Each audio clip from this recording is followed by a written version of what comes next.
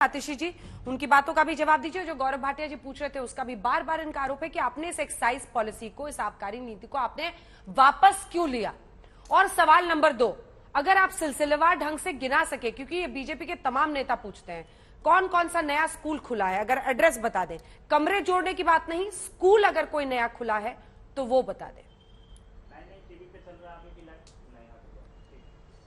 अंजना जी, मैं आपके शो के माध्यम से सबसे पहले गौतम गंभीर जी को, और अगर गौरव भाटिया जी अभी आना चाहें, मैं उनको न्योता देना चाहूंगी। आप बताइए, आप दिल्ली के कौन से हिस्से में नया स्कूल देखना चाहते हैं, हम आपको लेके जाएंगे। आपको द्वारका चलना है, रोहिणी चलना है, खिचड़ीपुर चलना है, कालका जी चलना है, हस्तसाल चलना है, ककरोला चलना है, आप दिल्ली का हिस्सा चुनिए। मैं आपको वहां पे चल के नया स्कूल दिखाऊंगी। कल सुबह 10 बजे का टाइम फिक्स करते हैं। इलाका आप चुन लीजिए, स्कूल नया हम दिखाएंगे। अंजना जी, आप अपने टीवी चैनल को भी भेज दीजिएगा, फिर ये फालतू की डिस्कशन एक बारी के लिए खत्म हो जाएगी। दूसरी बात, गौरव भाटिया जी ने अभी गौतम गंभीर जी के बोलने से पहले पूरा 10 मिनट बात करी, लेकिन उन्होंने मेरे एक भी सवाल का जवाब नहीं दिया। क्या एमसीडी ने टोल टैक्स का 44 करोड़ रुपए का वेवर कॉन्ट्रैक्टर्स को कोविड के दौरान दिया कि नहीं दिया? क्या एमसीडी ने 100 करोड़ का वेवर एड एजेंसीज को जो आउटडोर करते हैं वो दिया कि नहीं दिया? क्या रेलवेज ने, इंडियन रेलवेज ने लाइसेंस फीस में रिलैक्सेशन दी कि नहीं दी? क्या हरियाणा ने लिकर लाइसेंसेस पे रिलैक्सेशन कोविड के दौरान दी कि नहीं दी? क्या बीजेपी की महाराष्ट्र सरकार ने 50% वेवर क्या लिकर लाइसेंसेस में रेस्टोरेंट्स को और होटल्स को दिया कि नहीं दिया?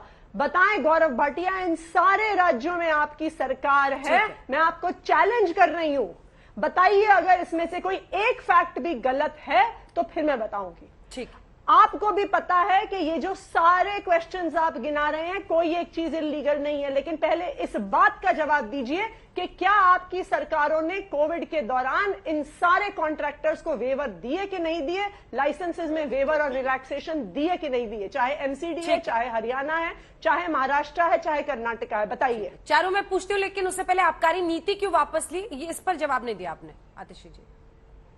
पहले नहीं, पहले इस पे सवाल, पहले ये जवाब दें, क्योंकि ये बार बार 144 करोड़ की बात करते हैं। ये जवाब दें, नहीं पहले ये जवाब दें इस बात पे कि क्या इनकी सरकारों ने ये वेवर दिए कि नहीं दिए। और अगर इनकी सरकारों ने ये वेवर दिए तो क्या गौरव भाटिया आज टीवी पे कहेंगे कि मुझसे गलती हो गई 144 करोड़ की बात में? और आज से इसके बाद आप बताएंगे आबकारी नीति क्यों वापस ली? टीवी पे इस बात को नहीं, इसके बाद आप बताएंगे आबकारी नीति आपने क्यों ली? बिल्कुल 100% गौरव भाटिया जवाब दे। एमसीडी ने कॉन्ट्रैक्चुअल वर्कर्स को, हरियाणा ने लिकर लाइसेंसीज को, सभी और भी, महाराष्ट्र का भी वो एग्जाम्पल दे रही हैं, आपने भी कॉन्ट्रैक्चुअल काम जो दिए थे लाइसेंस फीस पे वेवर्स दिए थे या नहीं दिए थे? बीजेपी ने, इसका जवाब दीजिए, बीजेपी की सरकारों ने। ठीक है अंजना जी, अरविंद केजरीवाल का मॉडल देखिए क्या है।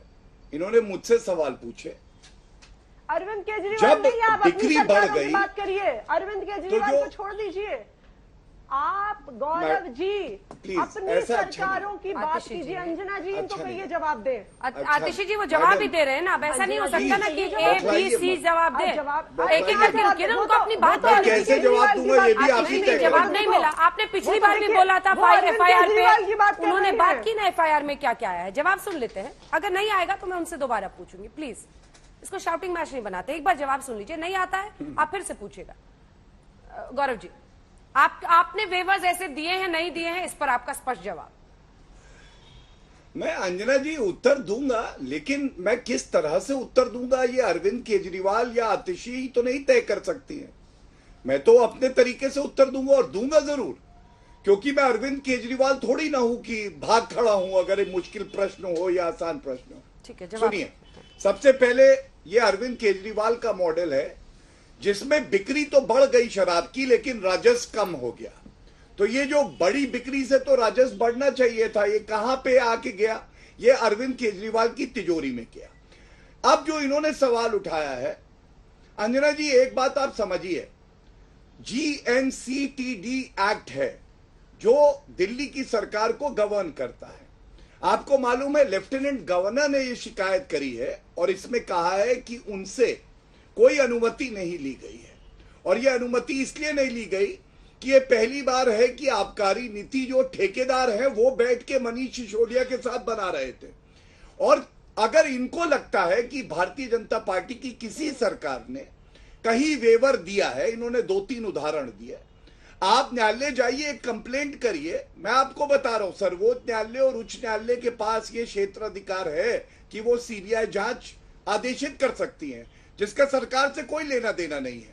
लेकिन यहां जो पॉलिसी की मैं बात कर रहा हूं, इनकी आबकारी नीति में तक लिखा हुआ था कि आप 10% बढ़ा के लाइसेंस फी लेंगी, जो इन्होंने नहीं ली।